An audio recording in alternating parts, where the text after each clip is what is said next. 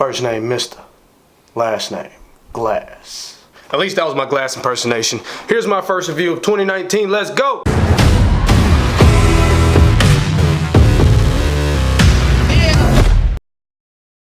So Glass is the third movie in the M. Night Shyamalan trilogy about superheroes, and the first one was Bruce Willis's movie Unbreakable, which also had Glass in it, so it was like a Glass, David Dunn origin story. And then we had Split, which starred James McAvoy, and now they're all coming together in this movie Glass. First off, I want to say I was highly anticipating this movie. I couldn't wait on it to come out. I mean, after watching Split, James McAvoy was so good at jumping back and forth between characters that I was super intrigued, and after they laid out the groundwork for Glass, because I honestly didn't even know about this trilogy until I saw Split. So when I saw the trailer for Glass, I was like, oh, it's a mastermind. Okay, let me go back and watch Unbreakable. And I'm glad I did because it really excited me for this movie. And like I said, James McAvoy was phenomenal in this movie, so I want to start off with the acting.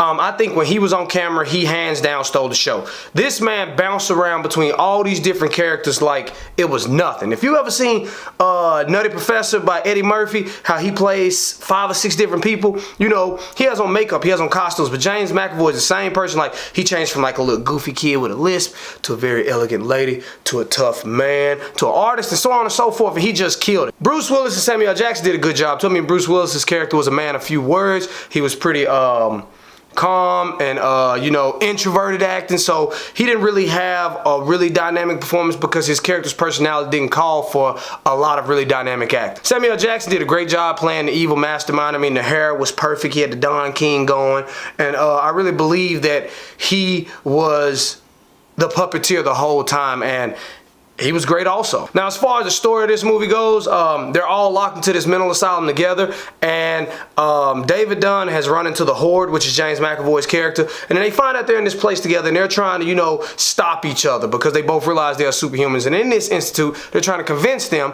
that there's no such thing as a superhero, and Glass's character, played by Samuel, is just trying to show the whole world that super people do exist. I think the pacing of the movie was good. The first and second act of this movie were phenomenal. How they set up everyone getting captured and brought to this facility, and then they start laying out like what the plan was and how the movie was gonna go. So I really think the pacing of the movie was good. Now granted, that third act really irked me. We'll get back to that. Visually, I enjoyed the movie.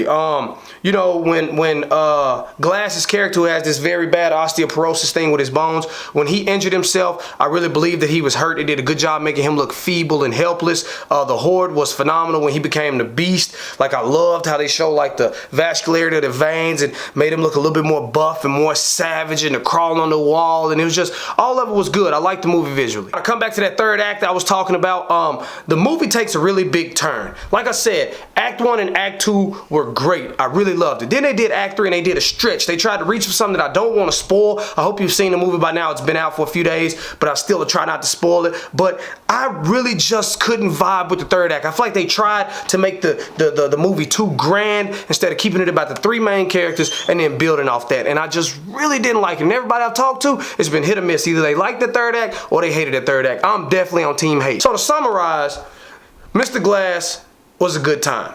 It had a phenomenal cast. The story was great. The pacing of the movie was pretty good. Visually, the movie was very believable, engaging. Now, that third act really threw me for a loop, and it really messed me up because that's the final act. That's what, you know, that's the final impression of the movie. So when you leave, that's the last thing that you saw, and that's gonna highly, highly, highly implicate how you feel about the movie overall. But with all that being said, even with the third act being messed up, I would definitely say Glass is worth a midday matinee.